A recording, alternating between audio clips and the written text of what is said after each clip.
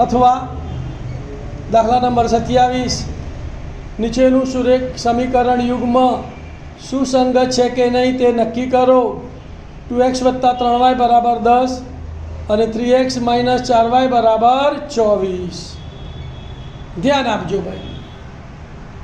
तो पहला આપણે લખીશું અહીં પહેલું સમીકરણ 2x + 3y = 10 તો +10 ના બાજુ લઈ લીધો -10 તો માટે શું થશે 2x + 3y - 10 = 0 સમીકરણ નંબર 1 એટલે અહીંયા a1 = 2 b1 = 3 અને c1 = -10 બીજું સમીકરણ 3x - 4y = 24 +24 ના બાજુ લઈ લઈએ તો -24 તો માટે શું થશે 3x - 4y - 24 = 0 અહીંયા a2 = 3 b2 = -4 અને c2 = -24।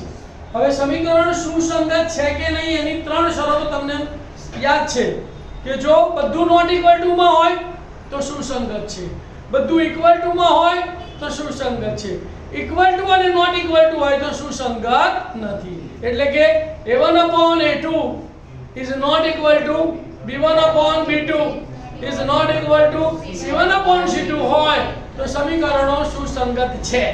અથવા a1/a2 બરાબર b1/b2 બરાબર c1/c2 હોય તો પણ સમીકરણ યુગ્મ સુસંગત છે।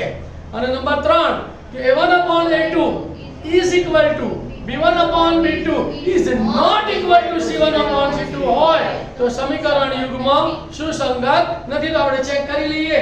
તો હવે a1/a2 બરાબર a1 એટલે 2 a2 એટલે 3 તો 2/3 છેદ ઉડતો નથી એટલે આને આપણે સમીકરણ એનો ઉકેલ a કહીએ। હવે સમીકરણ નંબર 1 કહીએ। ચલો તથા b1/b2 તો b1 એટલે 3 અને b2 એટલે -4 3/-4 તો બરાબર -3 ચતુર્કોણ એને આપણે સમીકરણ નંબર 2 કહીએ।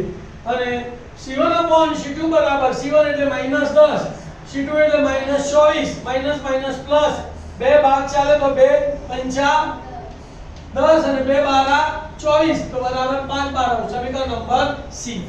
સમીકરણ પરિણામ a b અને c ઉપરથી આપણને શું મળ્યું તો કે 2/3 પછી -3 ચતુર્થાંશ અને 5/12 તો 2/3 is not equal to -3 ચતુર્થાંશ is not equal to 5/12 માટે a1/a2 is not equal to b1/b2 is not equal to c1/c2 માટે આપેલ સમીકરણ સુરેખ સમીકરણ યુગ્મ સુસંગત છે।